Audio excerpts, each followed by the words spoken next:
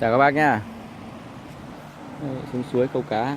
Đây, các anh Việt Nam câu cá bên bờ suối đây. Đây đồ nghề đấy nhá. Xem đồ nghề câu cá của mấy anh này các bác này. Đấy. Đấy, cá đây này. Cá là mấy anh câu được cái này, xem nào. To không? Đấy, nổi hết bụng rồi. Đây kia bên dưới có hai anh người Việt Nam câu cá này các bạn. Bây giờ ra suối. Đây cùng xuống xem luôn. Xuống.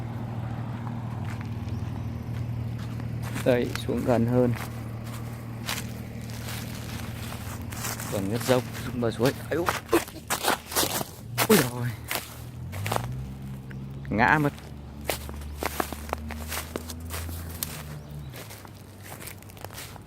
Được thêm mấy con nữa rồi anh.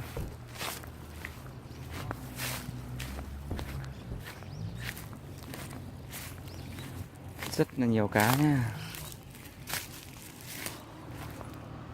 Đại ca này đang mồi để câu cá đây. Em làm YouTube mà. Vâng. Bên này thu nhập được thế nào? Chưa anh ạ. Kênh ít người xem chưa bật được kiếm tiền. Xem anh này câu cá nhá. Đây nãy được mấy con này, đây này. Đây là mồi, tôm này làm mồi nhá, câu. Đây là nãy cái gì? Đây. Này các bác nhá. Được 3 con này nhìn ngon không? Về được đĩa nhậu luôn.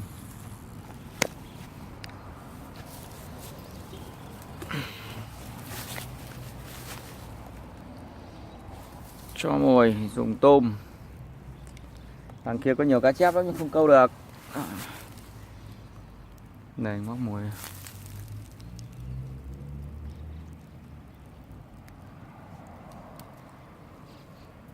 Một giây lắp chục lưỡi luôn, quăng phát nồi cả dàn luôn.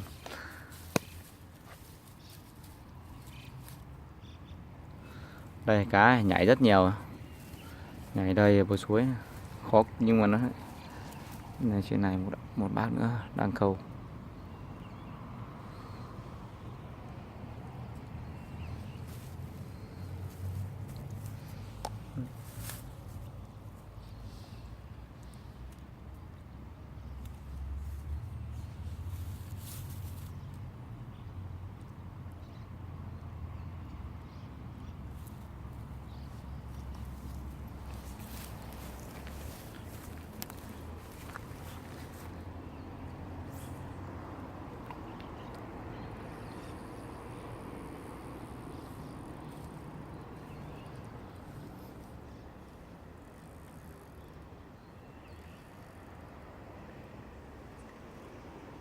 Thôi mắc rồi.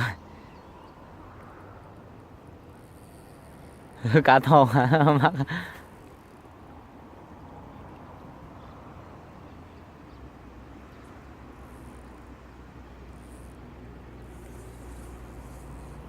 Ủa con cá to.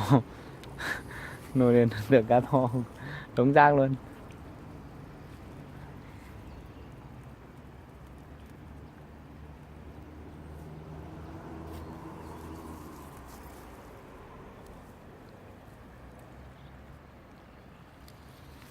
Lại thay mồi, tốn mồi hết.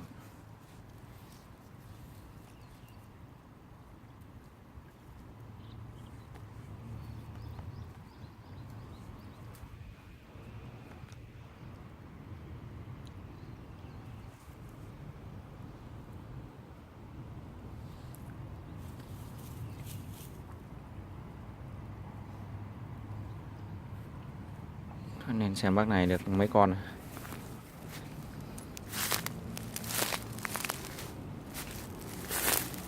Đây cái bờ suối đây cái bên này. Đợt trước hướng dẫn bác clip trước rồi còn clip bẫy cá nhá. Đây này, quay các bác này câu. Em cũng thích câu nhưng mà chưa có đồ để câu. Được mấy con này anh? 5 con. Đây. Quay cá đây xem bác này được 5 con rồi nè. Xem nào.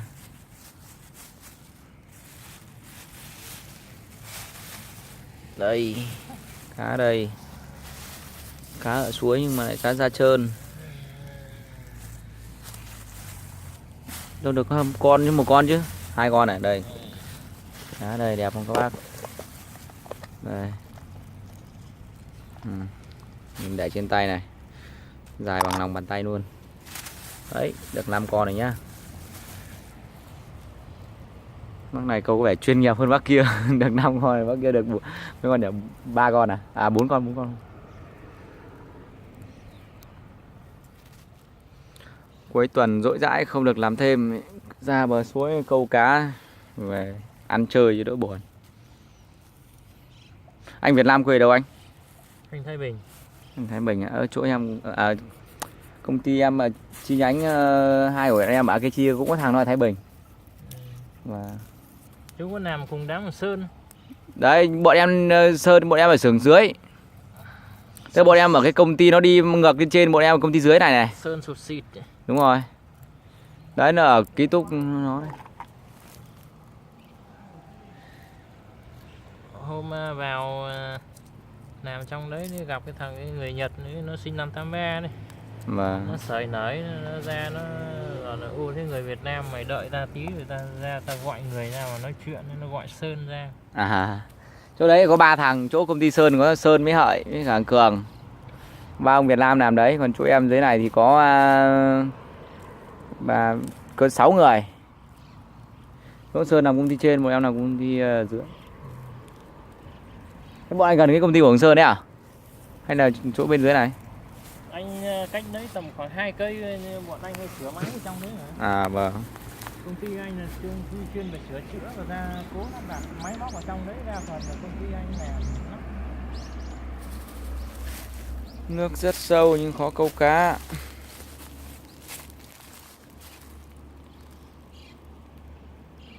Ở quê mình gọi con này là con tép này, chắc quê có người quê gọi con này là con cá. Có người gọi quê gọi là con tôm. Thế cô anh gọi con này là con gì? Cá nhỏ đúng không? Gọi cá nhỏ là đúng nhất.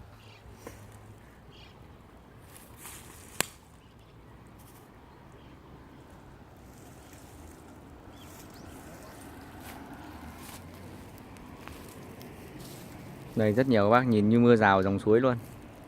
Nhiều cá nhưng mà khó câu.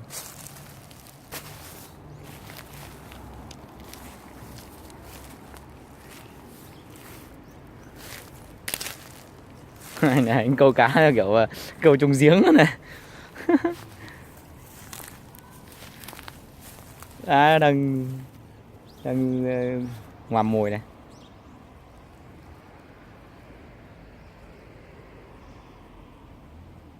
Lại bỏ đi rồi. Đớp rồi, đớp.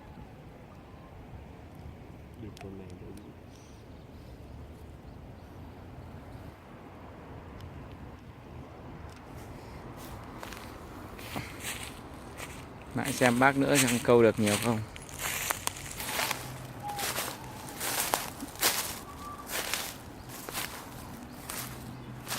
Đội này có 3 người, chưa mỗi người góc câu cá. Xem anh này câu được nhiều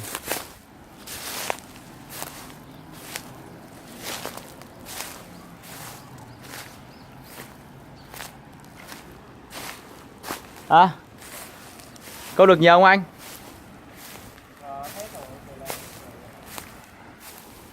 Anh Chuyên anh đâu, anh Chuyên ơi?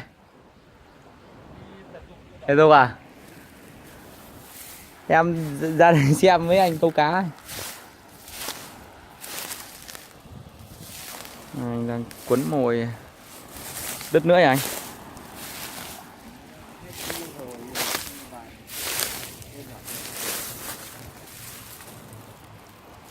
Ai giời, anh Chuyên nhá. Chào anh em cho anh Chuyên.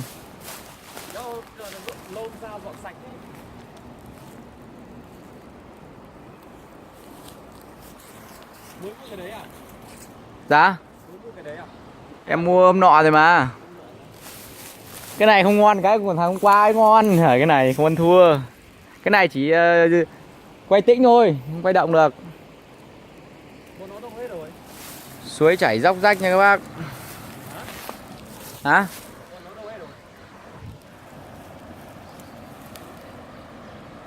Bọn đi ấy rồi.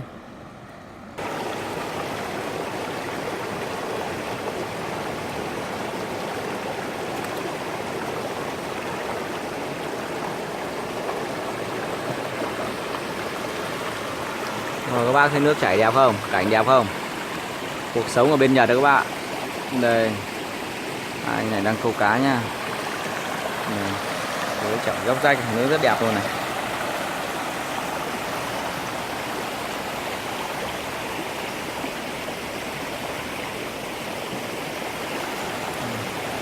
Người ta xếp những hòn đá đây để chống xoáy mòn đấy, chống trượt đấy.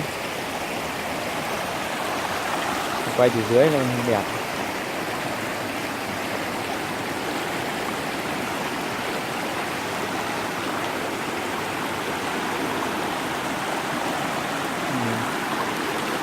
Bên Nhật thì nhiều cái cảnh nó bình thường nhưng nhìn nó rất là đẹp. Công trình điện đường trường trạm cũng đẹp, những công trình.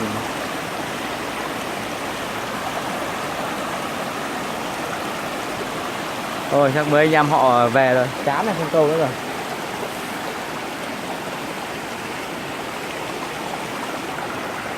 Ôi mình đi lên xem được nhiều cá không các bác nhá. Đây hai đại ca này vẫn câu ở dưới này. Ông lại lên nắp mồi tiếp.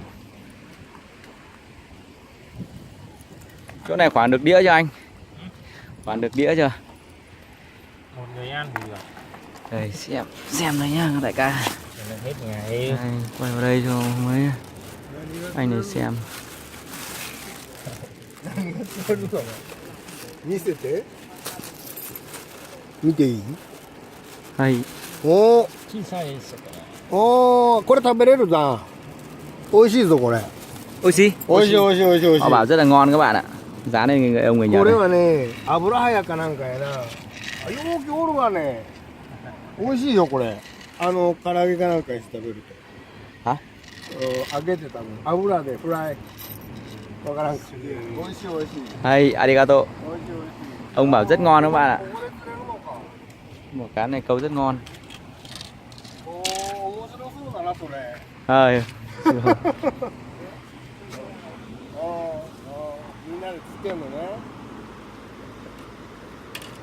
あそこもいいなあいっぱいおるね Đây, ông người Nhật ông chắc đi chơi qua. Anh này chắc anh không câu nữa anh. Ra kia câu cá to này nữa này. Giờ câu cá to. Lúc nãy anh kia ra câu nhưng có được con nào đâu, không ăn. Mấy con nó lợn vẩn Vâng. lấy câu nó không cắn vào ra lần nữa.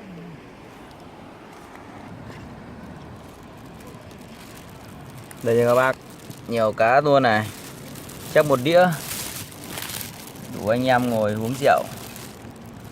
Mỗi người này uống chén thì hết cắn cái đầu thôi. Mút. Ôi, lại buộc ở đây giả cho anh.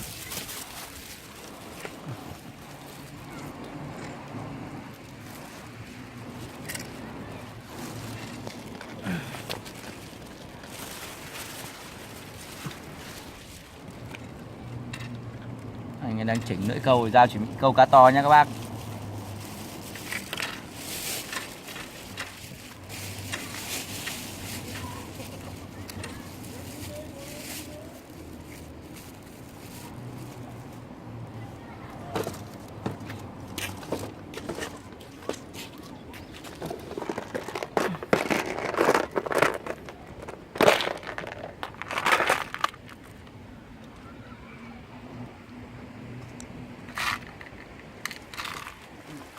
Đầy đủ phết nhỉ. Chắc mồi cá giả đây anh. Ai nỗi này cái loại này câu mực cái sao chứ? À có con lóc à? Mở thế rồi hả Hả? chỗ như lông ấy không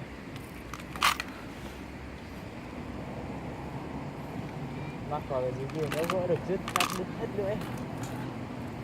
Để đứt 4 cái lưỡi. đứt 4 lưỡi, cái nhỏ 4 lưỡi. Này gặp mình cá to đứt luôn lưỡi luôn. To phết đấy, có con to bằng 2 ngón tay luôn. Chế độ chế để câu cá to. Ngoài kia cá chép nhiều lắm. Đây, ngoài cái chỗ cầu kia nha, cá chép nhiều lắm nhưng mà nó không ăn. Lúc nãy câu thử rồi, toàn cá chép to bằng bắp chân bắp đùi luôn, nhưng mà nó không ăn cho. Thế ông kia thì ông vẫn câu tiếp kìa. Đây, ông câu nhìn suối chảy không bác, nhìn đẹp không? Đấy, zoom lên điện thoại, có điện thoại nó hơi mờ. Đây xem người Nhật đánh bóng chày nhé các bạn. Hai bố con này chơi bóng chày. Đánh bóng chày. Đấy. Công viên các bác nhé. Công viên rất đẹp luôn, xích đu luôn này. Nha, công viên đấy nha. Công viên ở Nhật này rất là xịn sò các bác ạ. Đây rất là đẹp, sạch sẽ. Và đặc biệt là công viên bên người Nhật này là cũng có cả chỗ nhà vệ sinh nhá. Đây nhà vệ sinh này. Đây nhà vệ sinh. Anh bảo ý há tử đùa. Đây là vòi nước các bác ạ. Từ vòi nước ở bên Nhật này tất cả các cái công viên, các cái chỗ nào đều có thể uống được luôn. Đây. Vặn vòi nó oánh thẳng luôn. Đấy, ôi mạnh quá. Chết mạnh quá. Đấy các bác ạ. Rất là hiện đại như vậy, không như Việt Nam nó để ví dụ như là người dân hay các bạn ra tập thể dục nó mệt giải khát luôn, dùng uống trực tiếp tại vòi luôn.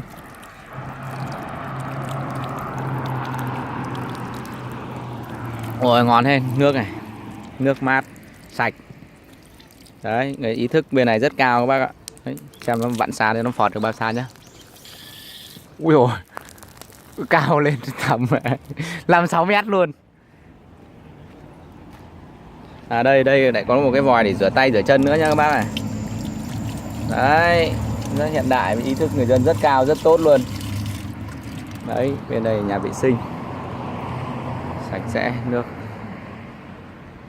Anh Chuyên thì chạy một hồi à. Anh Chuyên thì chạy hồi là anh đã mệt rồi.